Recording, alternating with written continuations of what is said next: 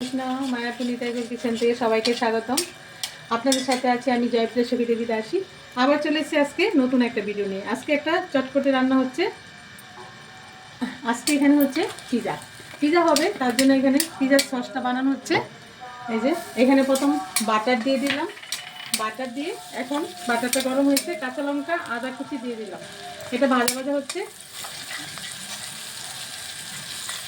এই যে আদাটা লঙ্কাটা ভালোভাবে ভাজা ভাজা হচ্ছে। আর এটা যত সুন্দর ভাজা ভাজা হবে আমাদের সসটাও খুব সুন্দর টেস্টি হবে। এই যে এটা ভাজা ভাজা হয়ে গেছে। এখন এই যে অর্গানা দিয়ে দিলাম। অর্গানাটা একটু ভালো করে বাটারের মধ্যে ভেজে নিতে হবে।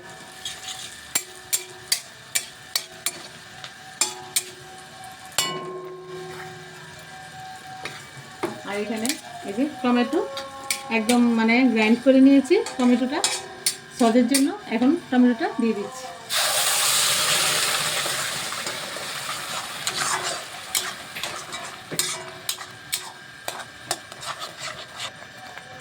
স্বাদ মতো লবণ দিয়ে দিলাম।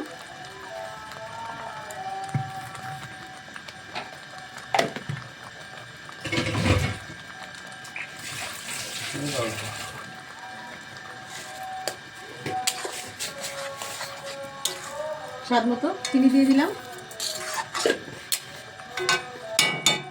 একটু কালারের জন্য কাশ্মীর লঙ্কা দিচ্ছি। কাশ্মীর লঙ্কা দিলে কালারটা খুব সুন্দর আসে সসটা।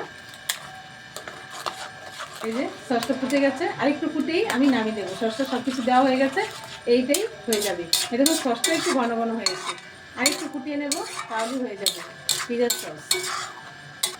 এই যে এখানে আমি পিজার জন্য ক্যাপসিকাম ভেজে নিয়েছি, বেগুন ভেজে নিয়েছি, আর এখানে পনির নিয়েছি, আর এখানে আমি ময়দাটা মেখে নিয়েছি। কারণ ময়দাটা আগের থেকে না মাখা রাখলে ভালো হবে না। এই দেখুন ময়দাটা, এই যে ব্রেডটা যে হবে কত সুন্দর এরকমভাবে। আর আমার ভিডিওতে মানে পিজার ময়দা কীরকম মাখতে হয় সেটা দেওয়া আছে, চাইলে আপনারা ভিডিওটা দেখে নিতে পারবেন, আগের ভিডিওটা।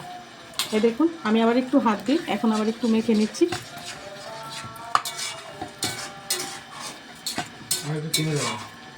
এই দেখুন সসটা একদমই হয়ে গেছে। এখন আমি সসটা নামিয়ে দিচ্ছি।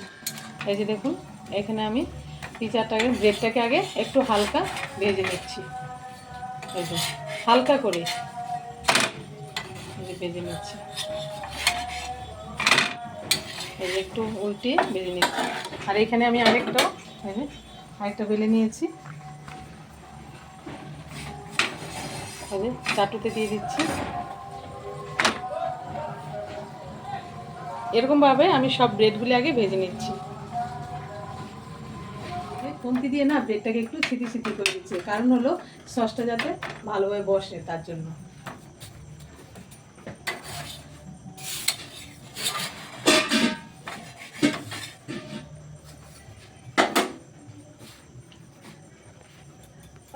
এই যে পিজার ব্রেডগুলি সব বানানো হয়ে গেল।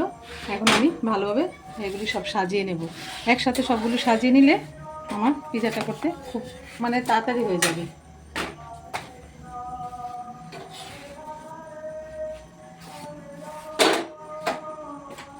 পিজার ব্রেডে সব সস দিয়ে দিচ্ছি।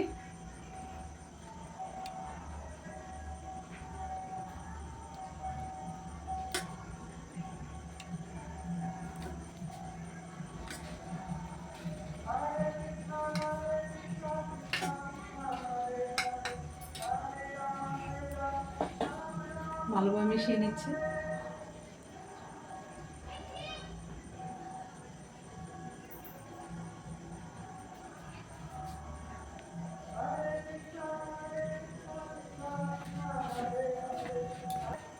এই যে এখন প্রথমে সসের দেওয়ার পরে এই যে চিজটা দিয়ে দিচ্ছি। চিজটা একটু মানে একটু গ্রেট করে দিচ্ছি।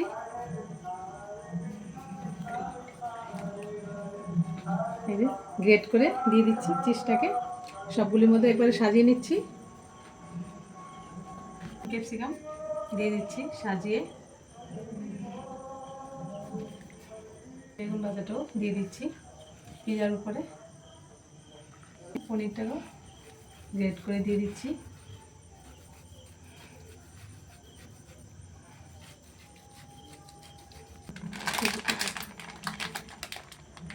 এই যে এখন আমি এই যে আরেকটা চিজ দিয়ে দিচ্ছি।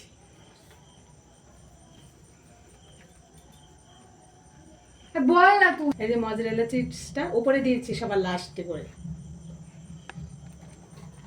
আর বেশি করে চিজ পনিরটা বেশি পরিমাণে দিলে না পিজাটা খুব টেস্টি হয়, এর জন্য অনেকটা পরিমাণে দিয়ে দিচ্ছি যাতে করে পিজাটা খুব টেস্ট হয়। এই যে অলিভ অয়েল দিয়ে দিচ্ছি পিজার উপরে।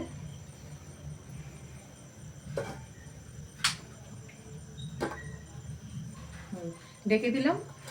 এখন আমি এটা 4-5 মিনিট একটু ঢাকা অবস্থায় রাখবো।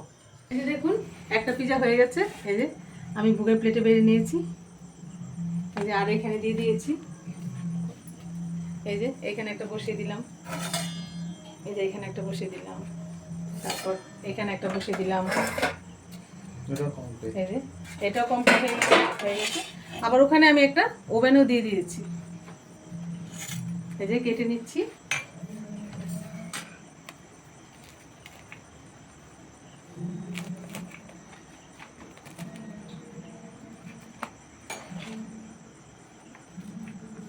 এখন আমি আমার গৌনি থেকে বুক লাগিয়ে দেবো তুলসী পাতা দিয়ে ঠান্ডা করে। আর আপনারা সবাই ভালো থাকবেন, সুস্থ থাকবেন। আবার দেখা হচ্ছে পরের ভিডিওতে। আরে